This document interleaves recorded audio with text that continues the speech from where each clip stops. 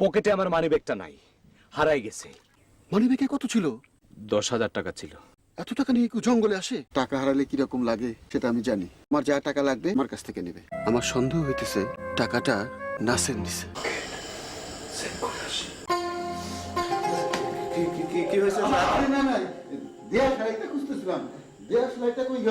তোমার তো মানিব্যাগে গান, টাকা পয়সা লাগবে নাও।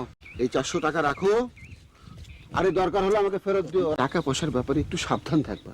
তোমার টাকাটা যে নাসের নিছে সে ব্যাপারে আমি 100 ভাগ নিশ্চিত। যেভাবে হোক টাকা আমি বাইর করে দেবই। উনি বললেন কাক বলছে আপনি নাকি চোর, মাসুম ভাইয়ের মানিব্যাগ চুরি করছেন। মানিব্যাগের রং খয়েরি, আপনার প্যান্টের পকেটে মানিব্যাগ আছে, পকেটের বুতাম খুলতে বলতেছে। আমি 1000 বার কানে ধরে বস করাবো। মানিব্যাগটা ফেরত দিয়ে দেন স্যার। আপনি যখন নিছিলেন ওই দেখছি স্যার, ফেরত দিয়ে দেন।